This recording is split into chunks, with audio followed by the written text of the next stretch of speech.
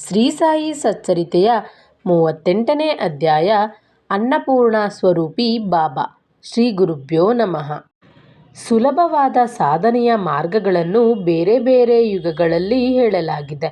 ಕೃತಯುಗದಲ್ಲಿ ತಪಸ್ಸು, ತ್ರೇತಾಯುಗದಲ್ಲಿ ಜ್ಞಾನ ಸಾಧನೆ, ದ್ವಾಪರ ಯುಗದಲ್ಲಿ ಯಜ್ಞ ಹಾಗೂ ಕಲಿಯುಗದಲ್ಲಿ ದಾನವು ಈ ಮಾರ್ಗಗಳಾಗಿವೆ. ದಾನಗಳಲ್ಲೆಲ್ಲ ಅನ್ನದಾನಕ್ಕಿಂತ ಶ್ರೇಷ್ಠವಾದ ದಾನ ಬೇರೊಂದಿಲ್ಲ. ಏಕೆಂದರೆ ಅನ್ನವೇ ಪರಬ್ರಹ್ಮನೆಂದು ಶಾಸ್ತ್ರಗಳು ಹೇಳುತ್ತವೆ.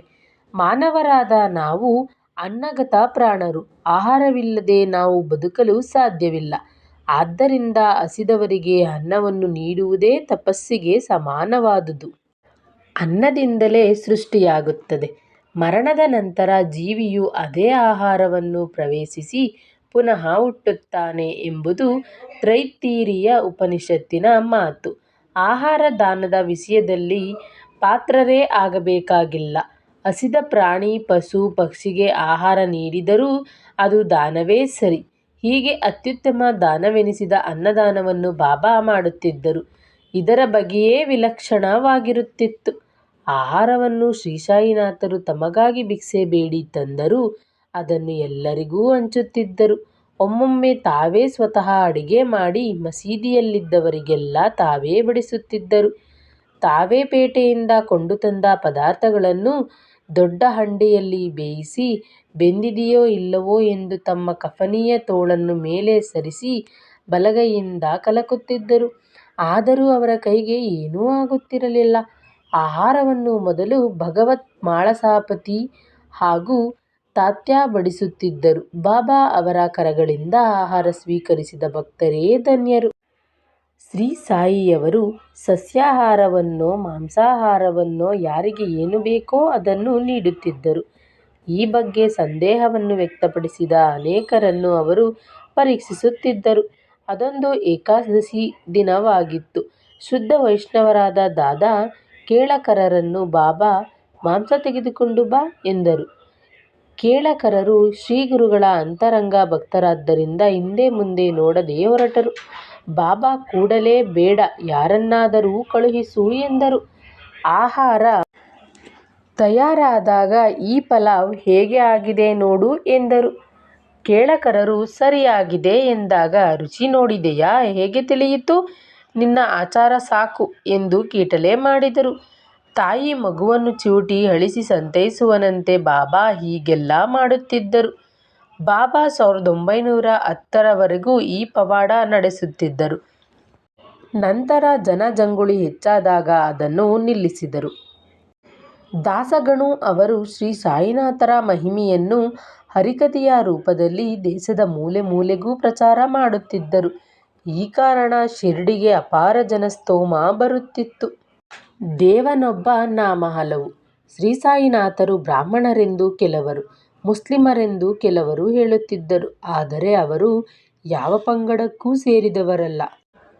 ಅವರ ತಂದೆ ತಾಯಿಗಳ ಬಗ್ಗೆ ಯಾರಿಗೂ ತಿಳಿದಿರಲಿಲ್ಲ. ಅವರು ತಮ್ಮ ಕಿವಿ ಚುಚ್ಚಿಸಿಕೊಂಡಿದ್ದರು ಎಂದು ಹೇಳುತ್ತಾರೆ. ಇದು ಹಿಂದೂ ಸಂಪ್ರದಾಯ. ಅವರ ಬಳಿ ತುಳಸಿ ಬೃಂದಾವನವಿತ್ತು. ಪೂಜೆಯ ಕಾಲದಲ್ಲಿ ಶಂಖ ಗಂಟೆಗಳ ಬಳಕೆಗೆ ಅವರ ಅಡ್ಡಿಯಿರಲಿಲ್ಲ. ಆದರೆ ಅವರ ವಾಸ ಮಸೀದಿಯಲ್ಲಿ. ಕುರಾನ್ ಪಠಣವನ್ನು ಅವರು ಮಾಡುತ್ತಿದ್ದರು. ಅನೇಕ ಪಾಳು ಬಿದ್ದ ಹಿಂದೂ ದೇವಾಲಯಗಳನ್ನು ಅವರು ಸ್ವಂತ ಖರ್ಚಿನಿಂದ ದುರಸ್ತಿಗೊಳಿಸಿದ್ದರು.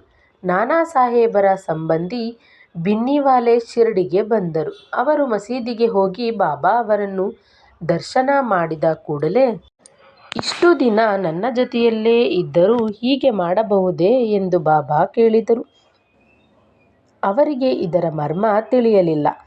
ಆಗ ನಾನಾ ಸಾಹೇಬರು, ನೀವು ಶಿರಡಿಗೆ ಹೇಗೆ ಬಂದಿರಿ ಎಂದು ಕೇಳಿದರು. ಅವರು ಯಾವಾಗಲೂ ಶಿರಡಿಗೆ ಬರುವ ಮುಂದೆ ಗೋಪರಗಾಂವ್ ದತ್ತಗುಡಿಗೆ ಹೋಗಿ ಬರುತ್ತಿದ್ದರು. ಈ ಬಾರಿ ಹಾಗೆ ಮಾಡಲಿರಲಿಲ್ಲ. ತಡವಾಗಬಾರದೆಂದು ನೇರವಾಗಿ ಅವರು ಶಿರಡಿಗೆ ಬಂದಿದ್ದರು. ಗೋದಾವರಿ ಸ್ನಾನ ಮಾಡುವಾಗ ತಮ್ಮ ಕಾಲಿಗೆ ಮುಳ್ಳು ಚುಚ್ಚಿತೆಂದು ಬಿನ್ನಿವಾಲೆ ಹೇಳಿದಾಗ, ಮರೆವಿಗೆ ಇದೇ ಶಿಕ್ಷೆ ಎಂದು ಹೇಳಿದ ಬಾಬಾ ಮುಂದೆ ಎಚ್ಚರಿಕೆಯಿಂದ ಇರುವಂತೆ ಹೇಳಿದರು. ಭಕ್ತರೊಡನೆ ಸಹಭೋಜನ ನಡೆಸುತ್ತಿದ್ದ ಬಾಬಾ ಭೋಜನದ ಸಮಯದಲ್ಲಿ ಬಾಬಾ ಅವರು ತಮ್ಮ ಅಕ್ಕಪಕ್ಕದಲ್ಲಿ ಭಕ್ತರನ್ನು ಕೂರಿಸಿಕೊಂಡು ಉಣ್ಣುತ್ತಿದ್ದರು.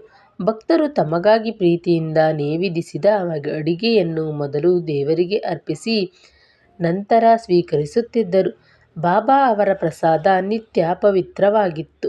ಹೀಗೆ ಅವರಿಂದ ಪ್ರಸಾದ ಸ್ವೀಕರಿಸಿ ತೃಪ್ತಿ ಹೊಂದಿದ ಭಕ್ತರೇ ಪುಣ್ಯಜೀವಿಗಳಾಗಿದ್ದರು. ಹೇಮಾಡ ಪಂತರು ಬಾಬಾ ಅವರ ಜೊತೆ ಒಮ್ಮೆ ಭೋಜನ ಮಾಡಿದರು. ಹೊಟ್ಟೆ ತುಂಬ ಉಂಡ ಅವರಿಗೆ ಬೇರೆ ಏನೂ ಬೇಡವಾಗಿತ್ತು.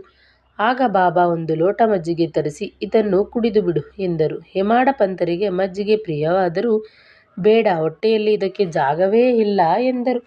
ಆದರೂ ಮಾತು ಮೀರಲಾರದೆ ಸ್ವಲ್ಪ ರುಚಿ ನೋಡಿದರು. ಆಗ ಮುಗುಳ್ನಕ್ಕ ಬಾಬಾ, ಇಂತಹ ಸಂದರ್ಭ ಮತ್ತೆ ಬರಲಾರದು, ಪೂರ್ತಿ ಕುಡಿದು ಬಿಡು ಎಂದರು. ಅವರು ಹಾಗೆಯೇ ಮಾಡಿದರು. ಬಾಬಾ ಅವರ ಭವಿಷ್ಯವಾಣಿ ನಿಜವಾಯಿತು. ಇದಾದ ಕೆಲವೇ ದಿನಗಳಲ್ಲಿ ಬಾಬಾ ದೇಹತ್ಯಾಗ ಮಾಡಿದರು. ಹೇಮಾಡ ಪಂತರು ಬಾಬಾ ಅವರ ಆಜ್ಞೆಯನ್ನು ಪಾಲಿಸಿ ಧನ್ಯರಾದರೆಂಬಲ್ಲಿಗೆ ಶ್ರೀ ಸಾಯಿ ಸಚ್ಚರಿತೆಯ 38ನೇ ಅಧ್ಯಾಯವು ಸಂಪೂರ್ಣವಾಯಿತು. ಶ್ರೀ ಸಾಯಿನಾಥಾಯ ನಮಃ. ಈ ವಿಡಿಯೋ ಇಷ್ಟವಾದರೆ ದಯವಿಟ್ಟು ಇನ್ನೂ ಯಾರಾದರೂ ಚಾನಲ್ನ ಸಬ್ಸ್ಕ್ರೈಬ್ ಮಾಡದೆ ನೋಡ್ತಾ ಇದ್ದರೆ ಚಾನಲ್ನ ಸಬ್ಸ್ಕ್ರೈಬ್ ಮಾಡ್ಕೊಂಡು ಸಪೋರ್ಟ್ ಮಾಡಿ. ಹಾಗೆ ವಿಡಿಯೋಗೊಂದು ಲೈಕ್ನ ನೀಡಿ. ಮತ್ತು ನೀವು ಕೂಡ ಬಾಬಾರವರ ಭಕ್ತರಾಗಿದ್ದರೆ ಓಂ ಸಾಯಿರಾಮ್ ಎಂದು ಕಮೆಂಟ್ ಬಾಕ್ಸಲ್ಲಿ ಕಮೆಂಟ್ ಮಾಡಿ.